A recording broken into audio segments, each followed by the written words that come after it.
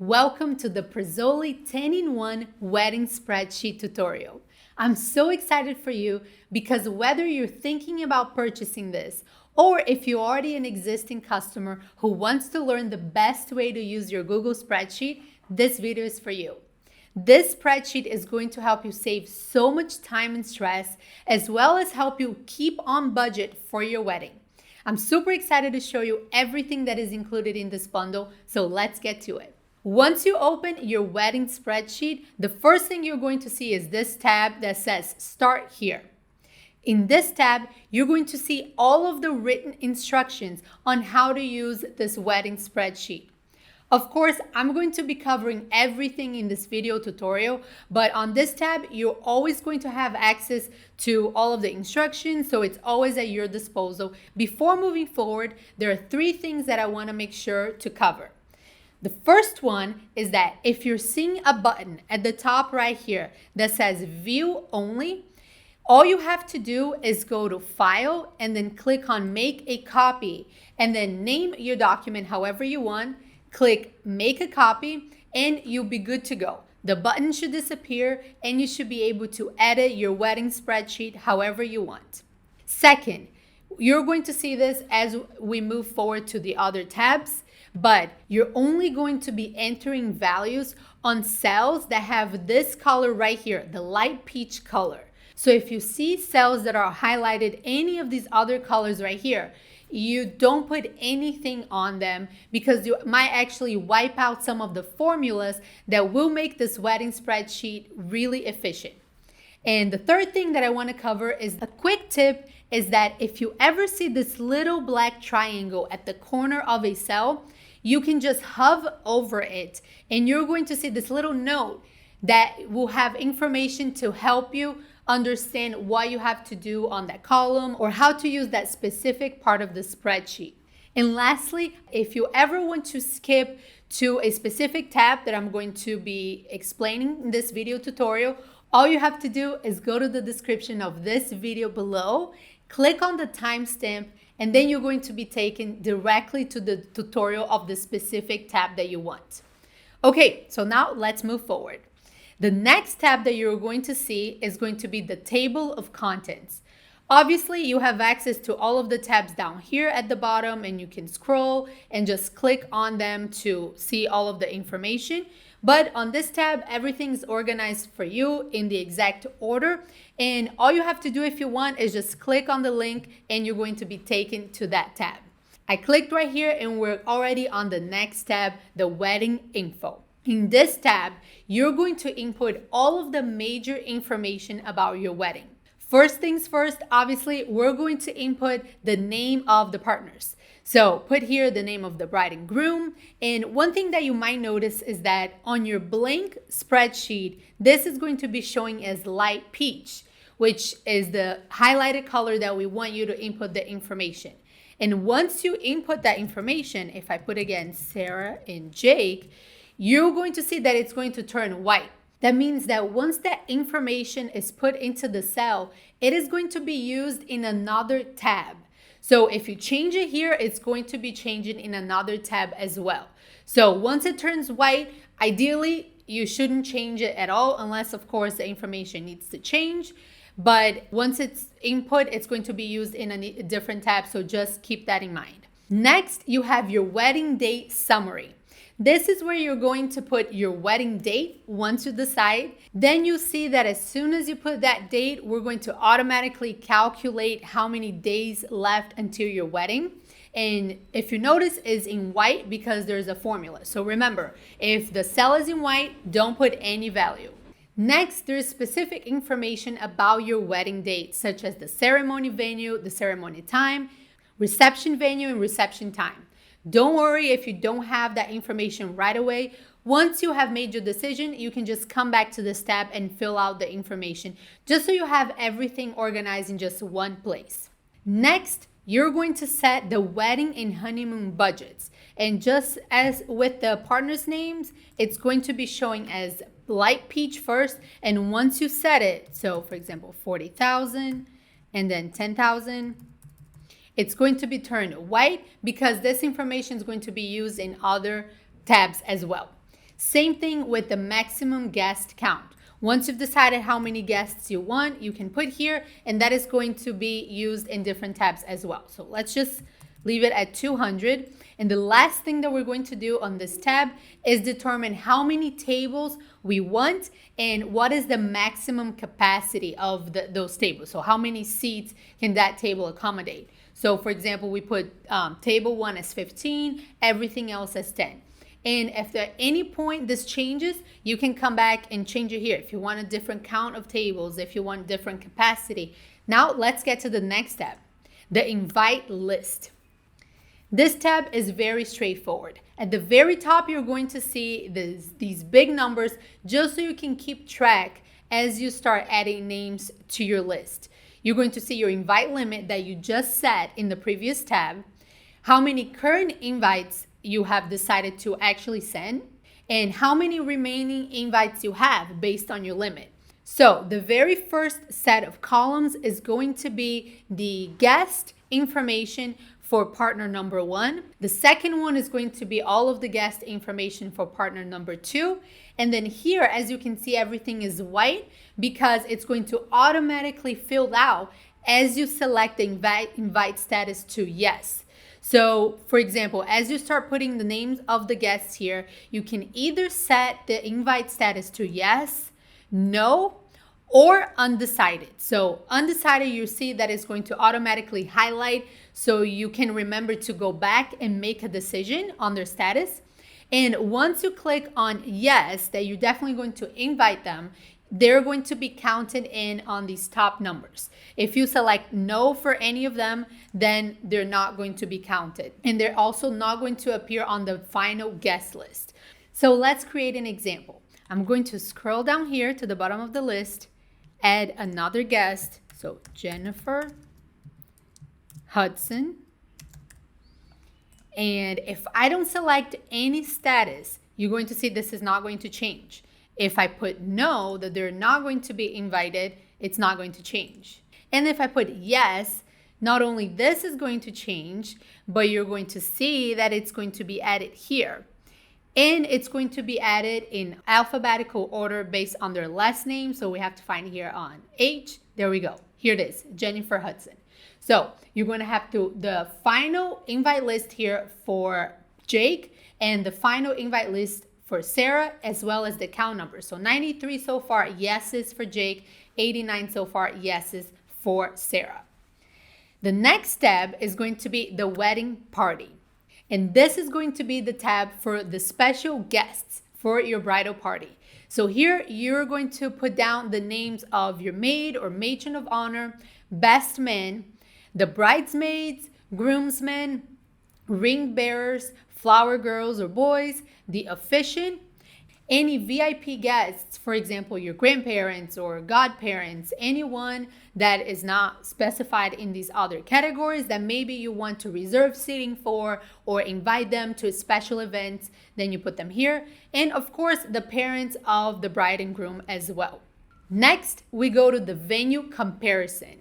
This tab is going to help you make a decision on your venue based on all of these different criteria that you're going to be rating from 1 to 5 to hopefully help you make that decision when you compare each option. So on this left side right here, you're going to enter the text for venue name. You see that there's already 3 examples here. So let's create a 4th option. You can input the venue name. So let's say, for example, the Crystal Gardens. Next, you're going to rate all of these different criteria from 1 to 5. 1 being bad and 5 being excellent, really good. And right here, as you see, I enter my own criteria here, but you can put anything else that is important to you in this cell and then include your rating. So I'm going to rate it as 1. Lastly, you can input any notes that might be important to consider as well. For example, if a certain place books fast, or if there's any other details that it's not being considered in these criteria, then you can put here.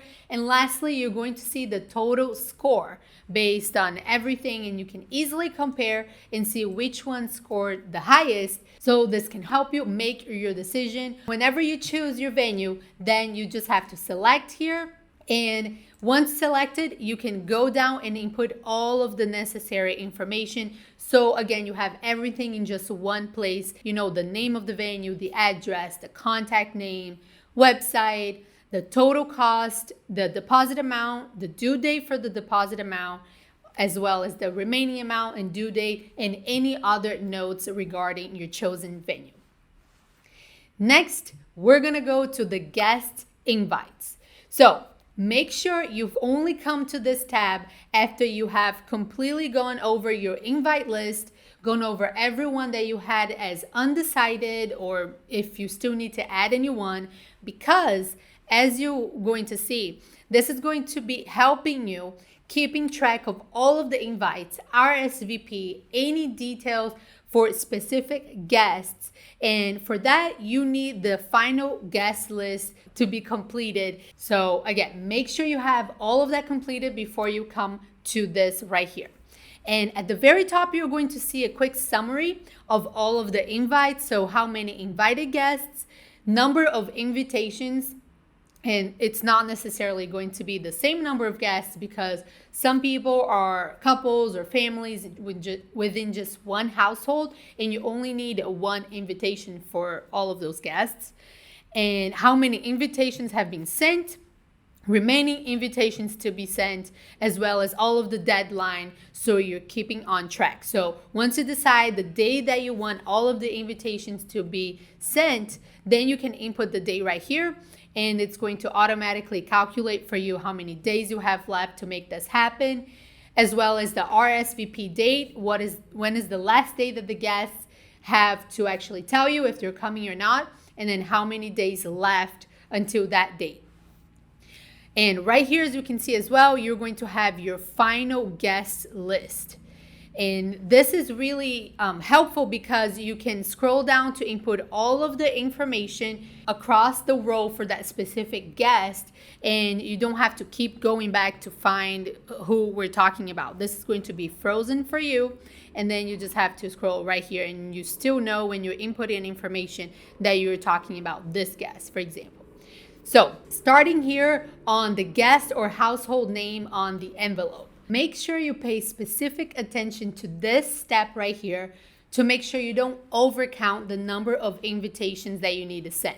So when you look at your own blank spreadsheet, you're probably going to see something like this, where this is light peach and everything else is grayed out. And that is because you only want to fill out information for one household at a time. So bear with me and I'll explain as we go through the examples what that means. Once you look at the name of your guest, right here on this column, you're going to write down how you want their name to show on the envelope. So if you want, for example, Miss Lauren Adams or Mrs. Lauren Adams, anything specifically that you want to show on the envelope, you would write here. And all of the information about their address, the street, the zip code, phone number, email, their contact information to make things easier. So you're gonna go over every single row of the final guest list and do the same. But sometimes you're going to come across a family or a couple where you only need to send one invitation to their address. And in this case, for example, let's say Andrew and Shannon are a couple. You're going to write down here on the first row how you want that name to show on the envelope. So for example, Mr. and Mrs. Anderson, write down all of the information as well, the address, the zip code, everything. And when you go to the next person that is part of the same household, you don't write anything because they're going to be part of that one on top. So this is going to remain grayed out. So just so you pay attention and make sure that you don't double count and you don't write anything for that. Then you keep going. Let's say now we have a family of 3. There's Brittany, Paul, and Chad. You can write down the Bailey household, for example. Put all of the information, all of the contact information for about that invitation on the following cells over here. And don't write anything for the remaining people of that household. Simple as that. Then again, you continue down the list and do the same. Once you go over all of your final guest list and you input all of the information necessary for the envelopes, you're going to see the updated number right here of invitations. So it's going to calculate for you just how many invitations you need. Right now we only filled out 9, so it's showing 9. The next sections is where we're going to keep track on the invitation and RSVP sending and receiving. So once you have sent the save the dates, just mark here if you have sent it with a Y for yes or N for no if you haven't sent it. And the same thing for the invitations. And you see, as you mark them yes or no, it's going to count right here. So you've only sent 7 out of 9 invitations so far. So make sure you keep track so you're not missing anyone when you're sending your invitation. So let's leave it as yes.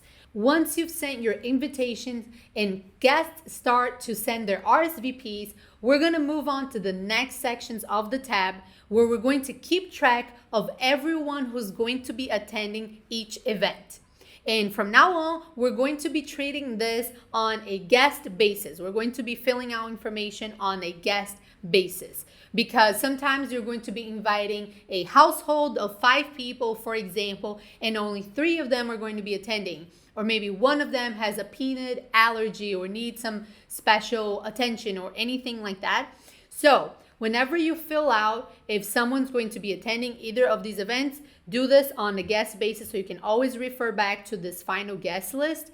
And all you have to do is mark yes or no for that specific guest and that event. And as you start filling out with yes or no, whoever already RSVP'd, you're going to see on the summary right here all of the information of who's attending, who is not attending, and how many RSVPs are left for you to receive. So you can always follow up with guests who have RSVP'd yet, so you can have your last count.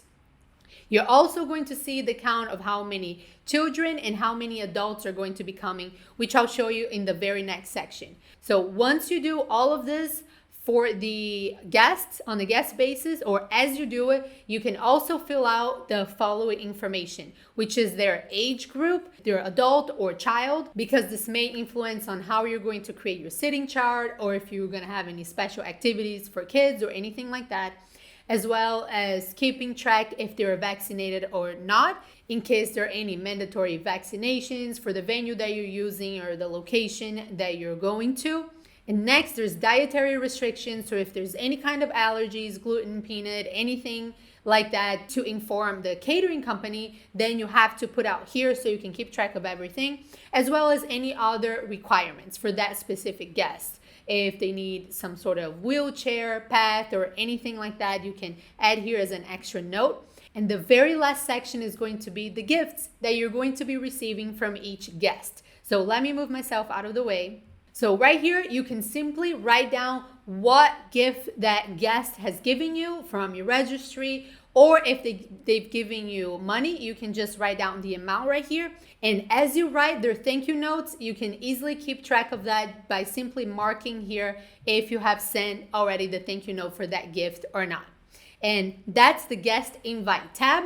Next, we're going to the sitting chart. This tab is very straightforward. Again, you're going to have the list of your final guests, as well as this other column right here that is going to have a drop-down menu of however many tables you have chosen on that tab called Wedding Info. So if you've put down that you want 20 tables or 25 or 10 or 15, that's how many options it's going to be showing over here for you.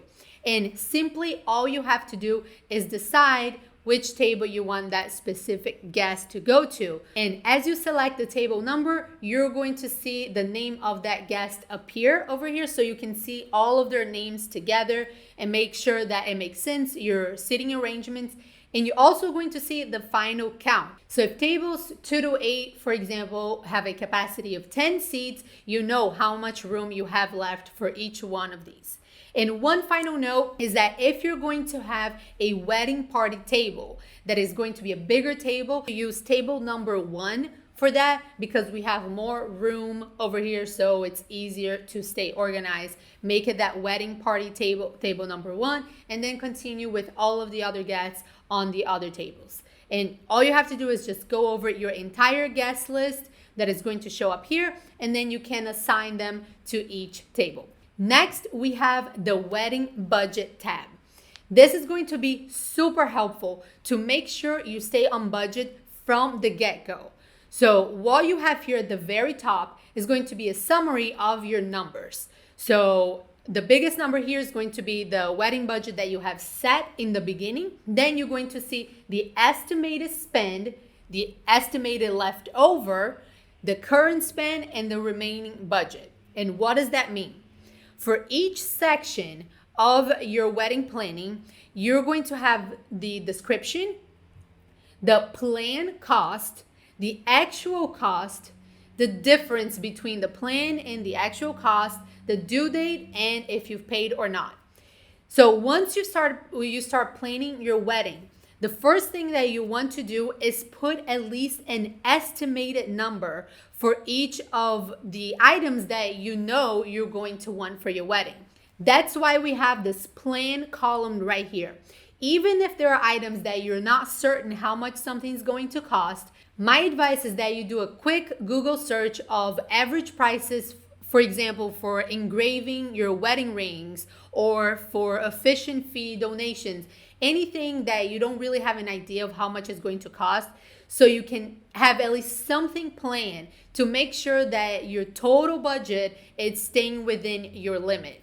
So first things first, what I would advise is that you fill out the plan cost column of every single item on all of the sections. For the honeymoon, we've created a completely separate tab, but you can easily click on that and you're going to be taken to the correct tab. And what you're also going to notice is that for every single section, you have room here to write down anything specific to your situation and what you want. But you can change anything that you want. You can write over something if you're not doing a newspaper announcement, for example. You can write over that item if you want, or you can just add extra items in these last 3 cells right here. So for every single section, as you can see, you can add that. And once you've set the plan cost, as you start paying for things or reserving and you know the actual cost, fill out how much is the actual cost, and it's going to show you here the difference between the plan and the action. And if you start noticing that your actual costs are higher than your plan cost very consistently, and you're seeing these red numbers over here where you're going over your estimated budget, you should have time to make any necessary changes and perhaps exclude something that you're planning to get, or trying to get a discount for certain things, or go with a different option to where you can stay within budget. So just to explain is that once you planned everything, the estimated spend is going to be showing right here. So as you filled out every single item with the estimated cost, the number over here should be under or equal or under the total wedding budget. And as you fill out, you're going to see so far you have estimated $25,000, you have allocated $25,000, you still have about $14,000 or $15,000 to go. And as you start filling out the actual cost, let's say for example the venue fee is going to be $5,000, then it's going to change right here. This is going to stay the same because you leave your estimated cost as you want. And then the current spend is going to change as well as your remaining budget. Next, for every single item, you can put down the due date so you can stay on top of that, as well as if you've paid or not, you can check over here, and any vendor details you can just put here for the specific row. So for example, for the rentals, the chairs, the tables, you can put your vendor details, contact details, their website, any specific notes about that vendor. And this way you have everything organized and know who to contact and don't have to be scrambling to find all this information somewhere else. And for our next tab, the honeymoon budget, you're going to see the total budget that you have set on your wedding info tab. Same thing with the estimated spend and leftover, the current spend and leftover. And Same thing with the process as well. Start by planning all of your costs for every single item, your honeymoon preparations, the honeymoon trip. And once you start reserving things and paying for things, you input the actual cost. And just as you saw with the wedding budget tab, it's going to be showing you the difference so you can make any necessary changes if needed, the due date, if you have paid or not, if you still need to pay. And the unique section here is going to be your honeymoon details. So just so you have this easy summary in one place, you can put your honeymoon destination, the departure date and time, the return date and time, the accommodation details, the address, as well as your emergency contact. So you just have all the information that you need right here. The next tab is going to be the to-do list. This is where you're going to keep track of every single item you need to check off your list as you prepare for your wedding. And we've organized this on the timeline basis, starting for anything that you need to get done with a 12 months or more in advance, going to 10 to 12 months, 8 to 10, 6 to 8, and so on, right until your wedding day. This is completely customizable, so feel free to not only add anything else that you need to do. So, for example, ask for parents' guest list. Write anything specific to your case, and you can put a deadline if you want, as well as any specific notes. And as you cross them off your list, you can just click here on check, and they're going to be crossed off here as well. You can customize, you can write over these items, these pre-written items over here. You can do this as soon as you get this wedding spreadsheet to keep everything out of your mind and organized over here. And as you get them done, you just cross them off. Our next step is going to be the wedding weekend itinerary. This is where you're going to keep track of the timeline of everything that needs to happen during that most likely very busy weekend. Everything from pre-wedding, the day before, the rehearsal dinner, to your wedding day, and even the day after your wedding, where you need to keep track of times, as well as who is going to be attending each event, who is going to be responsible for certain tasks, such as tipping vendors, or what time are the vendors going to be arriving, and anything like that. And I'll show you how this works. First, you're going to put the date that specific event is going to be happening, then the description, the location, the start time, end time, and everything after this column. You're going to see there will be the information for the bride, groom, everyone on the wedding party, and vendors as well. This way you can keep a timeline for each guest and what events they need to be attending. So for example, who needs to attend the guest welcome party? You can put here for the bride and groom, the bride and groom's parents, and let's say the bridesmaids and the groomsmen do not need to attend. So you leave that blank and you just write down here the specific event for the correct person. And then you can keep going for every single event. So the rehearsal, you put the date, the description, quick description here, so you have it all in summary, location, start and end times, as well as everyone here who needs to attend. So you need all of the bridesmaids, groomsmen, the officiant, everyone. Do you need any of the vendors there? You would write it here. And for the rehearsal dinner, let's say that you're renting a space and you're going to have rentals and caterers. So write down when they're supposed to arrive and set up, as well as when should they start serving dinner or any other details like this.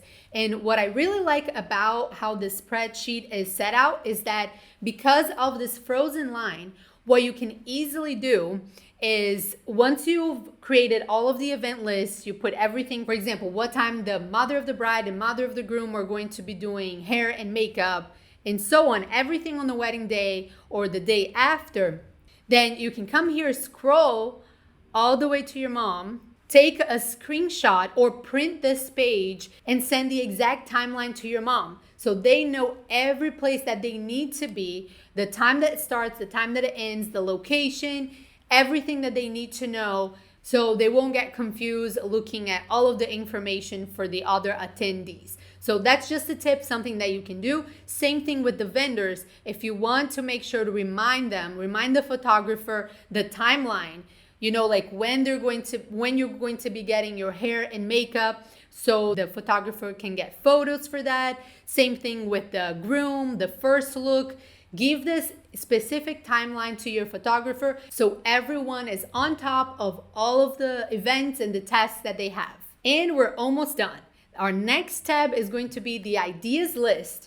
And this is where you're going to put all of your brainstorming ideas, any resources that you find online, or any ideas that a friend sends to you. You can just put everything here first so you don't lose anything.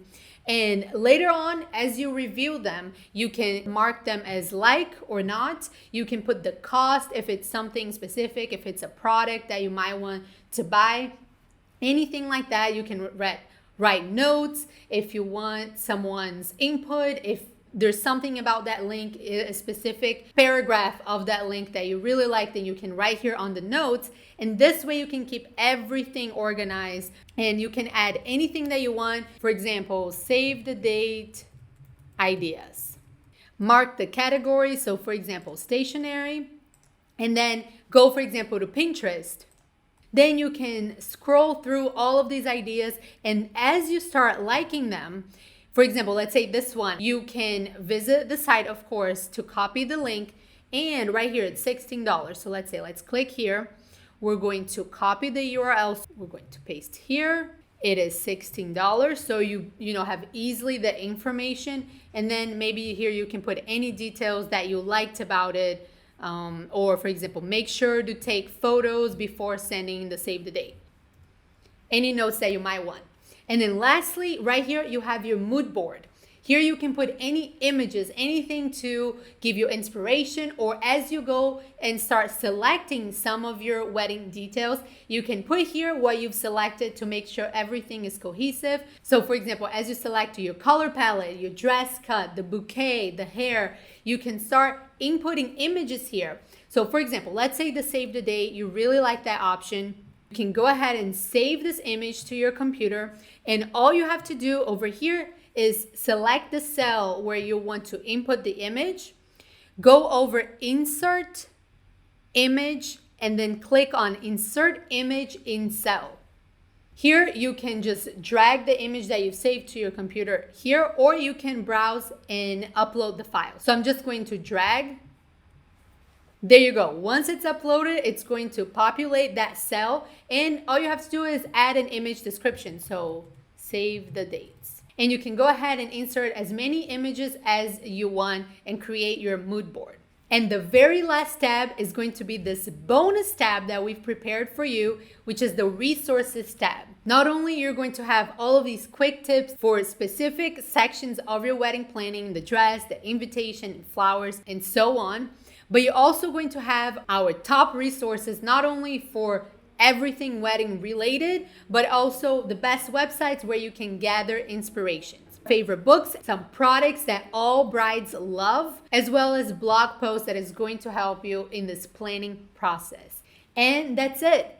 I hope you're excited to start using your wedding planner spreadsheet. I'm excited for you. And if you have any issues with your spreadsheet or any questions, you can contact us in the email you receive when you purchase your wedding spreadsheet. So thank you so much for watching, and happy planning.